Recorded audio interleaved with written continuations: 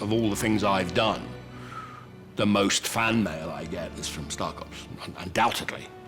Because once you do a sci-fi, you know, those people don't let you go. Police! Freeze! It might well have been the BBC's best science fiction show. These things are very much a matter of chance. And the luck wasn't with us. You'd be forgiven if Star Cops didn't lodge in your consciousness because it ran for just one series on BBC Two in 1987. But for its loyal fans, it burned briefly and brightly. I will miss you more and more, it won't be easy. At a difficult time for science fiction on television, it cunningly targeted both science fiction and detective fiction audiences. And instead of taking the well-trodden route to far-fetched fantasy, Star Cops set out to be realistic. It wasn't going to be about hardware and special effects and flashing green lights and monsters. It is an idea of trying to create a real world of the future, with real parameters. It was actually science fact. So that people who didn't like science fiction might think, well, I might look at that if it isn't. Curiosity is what makes me a scientist. Suspicion is what makes me a policeman. Star Cops was an interesting thing for the BBC to do. It came at the time that they'd lost their love affair with science fiction. And in a way, it's a non-sci-fi science fiction show, you know, to the point where you're watching it thinking, was the science fiction setting an afterthought? Star Cops may have been set in the year 2027, but its plots were to be plausible. Got drugs, men, sculptors, dead pilots. How many cases have we got going on here? The dialogue believable. Kenzie, the procedures are way here. The procedure. The cast refreshingly multicultural. Konnichiwa, Anna. Konnichiwa. And its gadgets perfectly possible.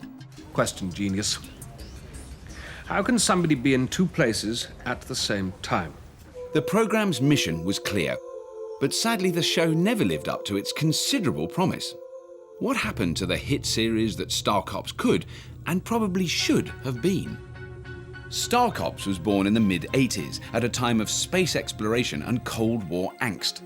The shuttle was being used to build an international space station, and Ronald Reagan had unveiled Star Wars, his strategic defence initiative aimed at fending off those scheming Ruskies. It was more than 30 years since Quatermass, and TV science fiction was looking tired in comparison to Hollywood blockbusters like Star Wars and RoboCop. BBC head of drama Jonathan Powell knew that Blake 7 had been a recent hit and was keen to listen to a new idea from its script editor, Chris Boucher. Like most freelance people, I was looking to, you know, get a piece of my own, and I came up with Star Cops as a radio concept, but they didn't bite, and I sold it to Jonathan Powell as a TV series. Chris had recently landed writing and script editing work on top-rated police dramas Juliet Bravo and Bergerac, and it seemed to him like the right time to combine the pulling power of detective and science fiction. Come to think of it, I gave up a perfectly good, perfectly pleasant script editing job with the occasional script thrown in to devote myself to Star Cops. Like the show's creator, Star Cops' principal actors came from a police drama background. David Calder took the part of Nathan Spring, an old-fashioned copper who is moved upwards by his boss. Commander, International Space Police Force. Got a certain ring to it? A fairly hollow ring given a force of 20 so part-timers, unaffectionately termed the Star Cops. So he's selected for it and chooses to embrace it rather as a form of escape, I think. Plus the fact, of course, he can't stand space travel. He's like a Nelson, you know, he's sick every day. While still acquiring his space legs, Nathan begins to gather a team of renegade officers at his lunar headquarters. His key appointments are his American deputy, David Theroux, played by Eric Ray Evans. Some of us are on losing streak, Kenzie. Are your figures up or down? A brash, slightly crooked Australian, Pal Kenzie, played by Linda Newton. Listen, you pull me 1 minute wonder. And the unreconstructed British flatfoot, Colin Devis. Well, they've assigned Devis as the investigating officer. Is that significant? He's one of the department's all-time cretins. He was very vivid when I read the script. It was quite clear what sort of man this man was. Oh, that's why they put me on it. Because I'm thick. And he was racist. You know the Italians. Sexist. How about a game of hide the sausage? But you sort of liked him. There do seem only to be 4 of them, which may reflect the budget. I think even an underfunded and tiny police force should be able to manage more than 4 people at any one time. I think they added a few more later in the series. Nathan sets to work in his gravity-free surroundings, whipping his team into shape, ready to solve a new case each week. Just about every other science fiction show before and since has conveniently ignored the seemingly insurmountable problem of simulating the weightlessness of space, but not the realistic science fact show Star Cops. For the first couple of episodes, they worked really hard, and so most of this environment is weightless, and so they have people with their hair floppy and their arms all over the place. I think that the decision had been made. I mean, that we were going to start off with a bit of weightlessness and then sort of forget about it as the series went on, because it would just become tedious. We just wanted to approach it in a way that wouldn't cost a lot of money, but be able to be done realistically. Because what we used was the famous Kirby's flying harness, which is a thing you strap on, so all the weight's taken in your nuts, actually. During our research, we were in close contact with NASA. We had a surprise visit by Pete Conrad, who was one of the men who'd been on the moon. But he looked around the set and he did actually say with some of the stuff that he thought it was very reminiscent and looked exact, you know. It looked correct to what he had to experience with weightlessness. I've been doing my Star Cop routine. There's been another death. I saw the report when I came on. Suit failure. But it does just look rather pantomime. It was a joke, actually. And it became impossible in the end, you know. It was just crazy. It had wires being moved, hoiked around, lights, and so you're flying like that.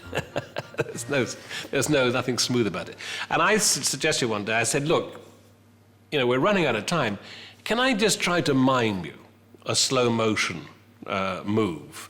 And you know, just make sure you don't sort of look at the legs. I could do it with the body. Just see if I can do the reach out and get something quietly like that and just move like that. And we did it, and it was reasonably successful. I think in the end, though, the main emphasis was to try to find out how many scenes that were gravity-free we could cut. Star Cops wasn't going to be beaten that easily, and Commander Conrad was impressed enough to help put the finishing touches to a scene where terrorists take control of the Earth-Moon shuttle carrying Kenzie and Devis. Well, there's a man who can't wait for demonstrations. Yeah, well, let's hope he knows how to use a weightless toilet. Otherwise, that'll be one place to avoid for the rest of the film. He said, well, if they're on the shuttle and there's weightlessness in the shuttle, he said everyone's hair would be on end. And if they were asleep, their arms would sort of float up like this in the cabin. And this hadn't actually crossed people's minds, you know. And so there was an instant sort of rethink. And so all the supporting artists had their hair stuck up in the air. Weapons, Devis. Well, thanks a lot, Kenzie. Why don't you take them out like I said? I don't know where they got the terrorists from, but they didn't look like terrorists. They looked like militant hairdressers. Take it easy. Take it easy or we're all dead. Now. There was a moment, I think, a bomb gets thrown and we try and save it. So there's that awful slow motion, quick, get the bomb. We're trying to sort of save it from hitting the ground. You all right? Mate, I'm better than all right. When the press get hold of this, we're going to be heroes. Struth. The terrorists were foiled, but the big weightless idea seemed to be falling flat. Still, Star Cops was able to rely on the acting and some strong scripts to get it through. I think the strength of Star Cops is the writing. I don't think any of the episodes are realised as well on screen as they are on the page. I'm amazed at at this combination of intelligence and complexity. I mean, it's something you just wouldn't have on the screen today. It was the Reagan era, and there was the weaponization of space. Space was offering up conditions where biological warfare experimentation could take place. Oh my God. He's working on a space bug.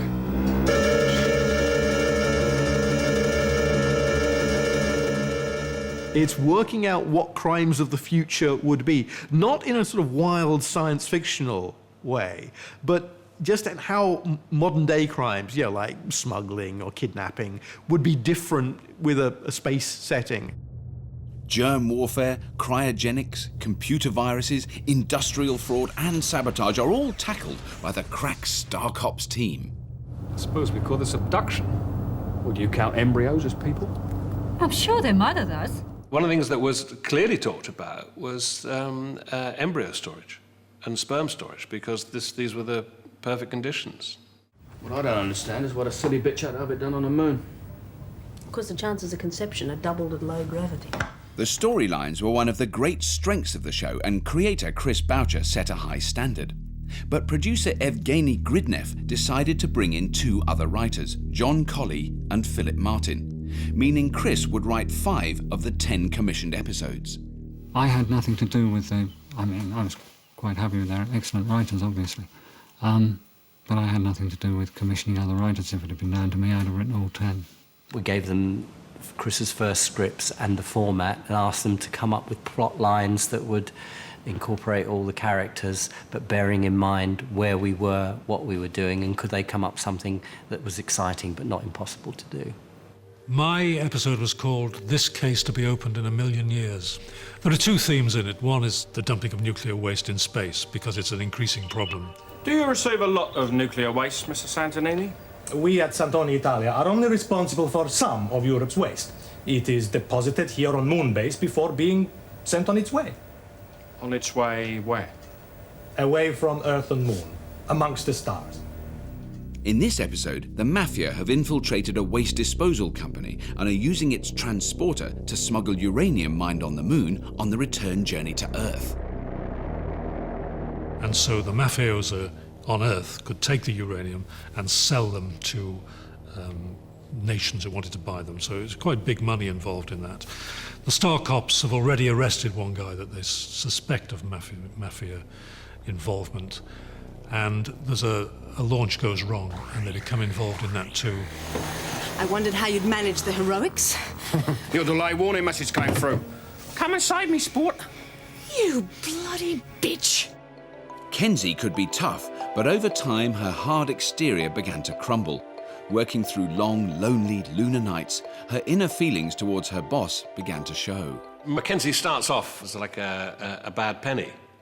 And so finding herself in this world with a man who is morally quite tight, and this starts to express itself in a kind of a sexual friction between the two of them. There was something I wanted you to see. Well, of course, that's going to explode at some point. And they've become an item. Although how that works on a space station, I haven't the first idea. Can't you do anything bloody right? Obviously not. Would you get your hand off my leg? I'm not touching your leg. The Star Cops team's relationships were developing nicely. But how would the new international additions to the cast settle in? Russian moon base coordinator Dr. Alexander Krivenko. You are my comrade and brother. And Japanese GP Dr. Anna Shun had both joined midway through the series, and a parade of other foreign nationals were added to the mix. I'm very pleased to meet you. One of the show's innovations was to imagine how a multicultural space community might actually get on. Great idea. But, and the more astute amongst you might sense a developing theme here, in practice, it didn't quite come off. There was a bit of sort of, you know, the Americans are always a bit brash and the Japanese are always inscrutable.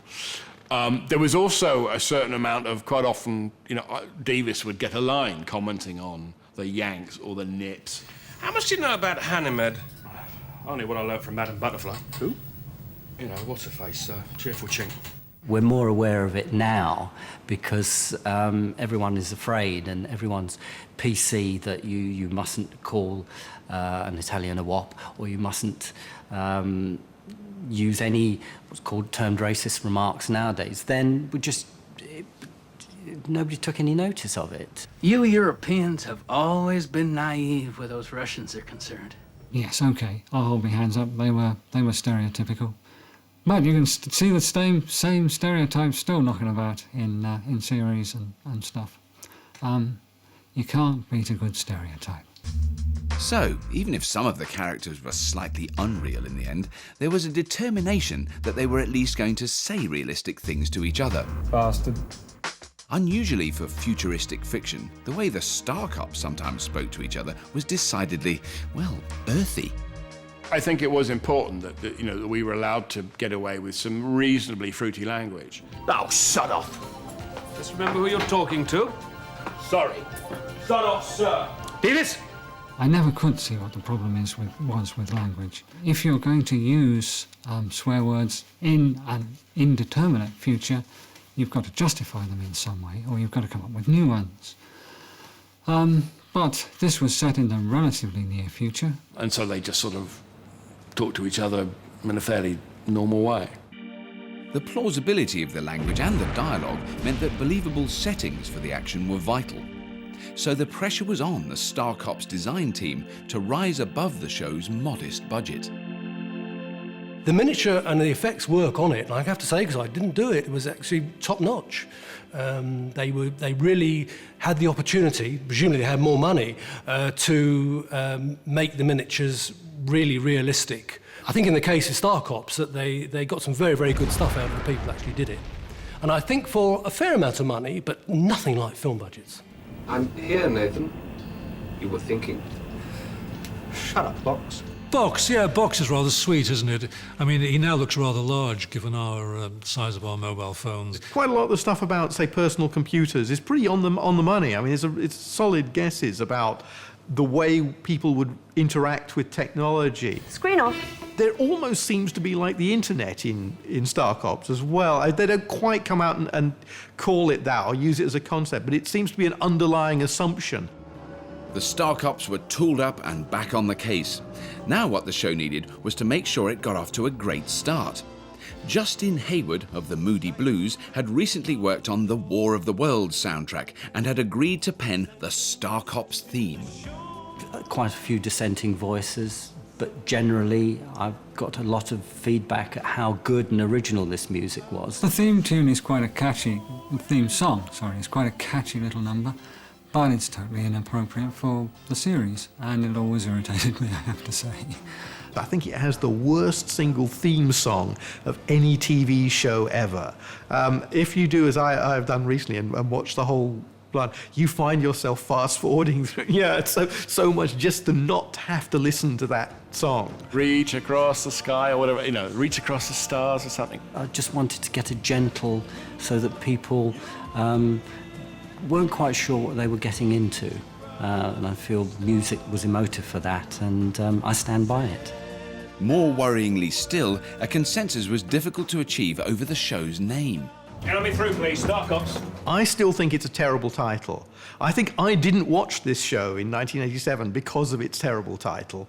I remember somebody suggesting at some stage that might even have been Evgeny, that the series should be called The High Frontier, and I loathed it and said absolutely not. I think I did mention it to the head of drama, who might have said no, we'll just leave it as it is, so I was overruled. It still feels to me just like we'll call it this until something better comes along. It was the way I keyed the scripts that I was working on. Star, I pressed star and typed in cops. The space between creator and producer was becoming a black hole, and it was starting to suck in cast and crew. I think we all sensed all along that there were lots of battles being fought backstage that we didn't get to know much about. I think there was an uncertainty as to which direction this series should go in. What's more, some of the behind-the-scenes confusion was making its way onto the screen.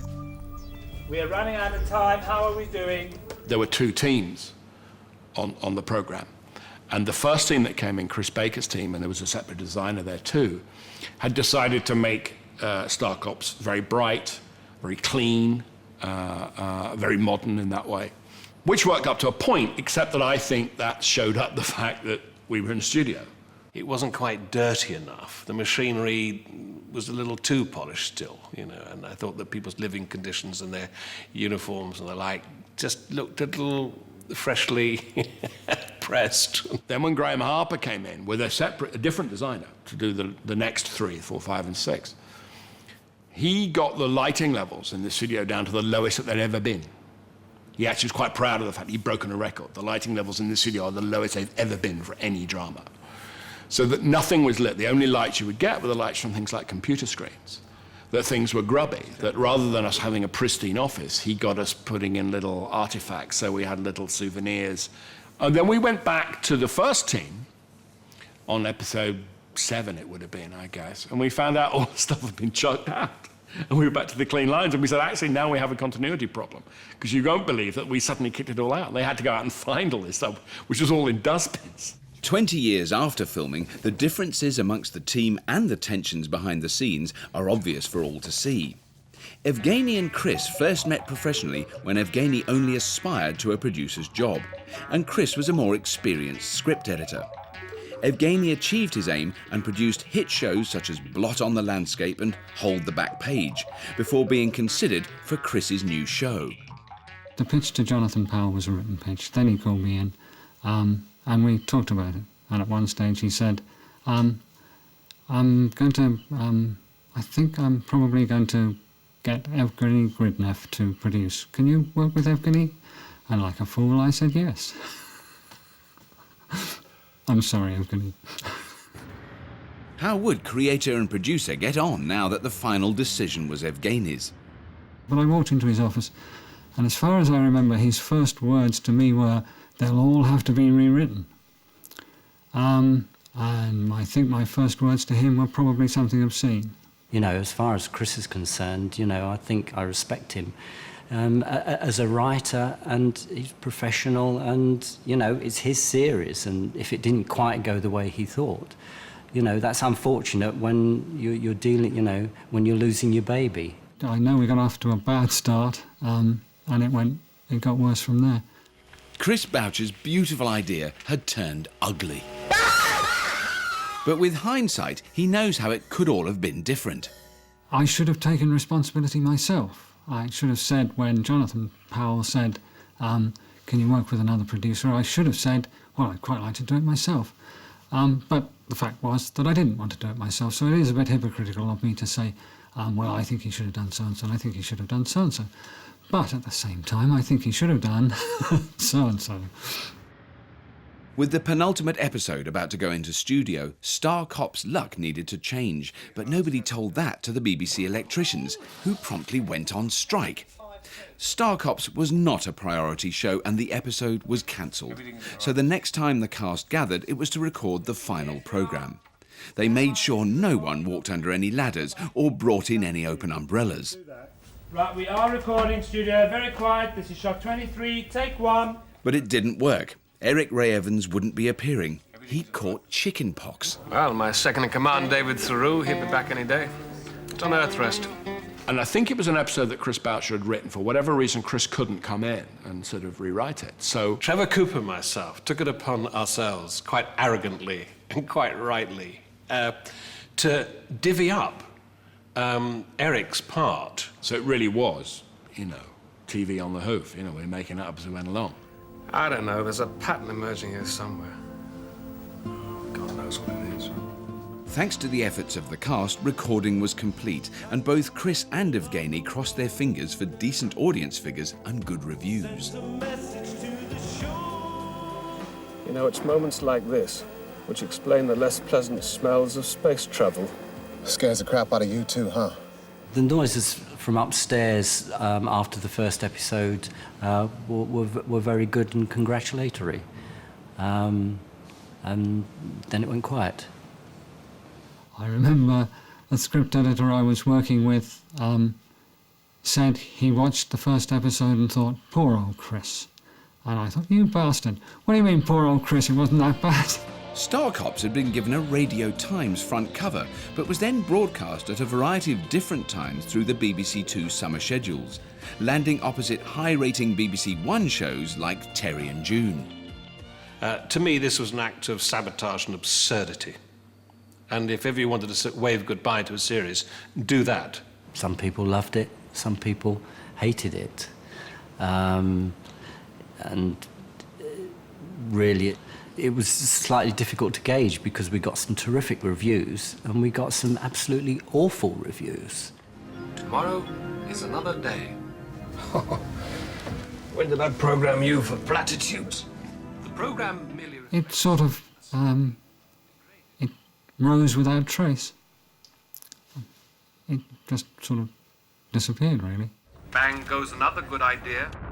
Viewing figures tailed off and the realistic, multicultural, prophetic and well-written Star Cops faded away, along with any chance of a second series. As well as suffering from production problems, it seems that instead of appealing to both police drama and science fiction audiences, Star Cops fell into the gap between the two. It's a strange series that didn't convince the non-SF fans, and it didn't endear itself to the SF fans. I think it was a curious sort of, it was like a furry fish. It wasn't one thing or the other, really. What you got was science fiction fans going, oh, bloody hell, what's this? Where's the aliens? Where's the latex masks? And the detective fiction fans going, it's out in space. No, sorry. It was still regarded as science fiction, and wasn't really high on the priority of programs, and there was nobody championing it, I don't think. I think Star Cops was one little last dramatic splutter. The only sign of science fiction after that was Red Dwarf, which gleefully sort of sent up all the cliches of the genre. Although far from flawless, the show is remembered by its many fans as one of the most underrated and best-written science fiction shows ever. It was just outside the top 10 in a poll of science fiction writers' favourite series, and the 9 Star Cops programmes have been released on DVD. So, despite their differences, Chris Boucher and Evgeny Gridnev made Star Cops into what it is, to many, an overlooked gem. I think if it had come back for another couple of seasons, it might well have been the BBC's best science fiction show. I felt that it was a lost potential of some really exciting television storytelling.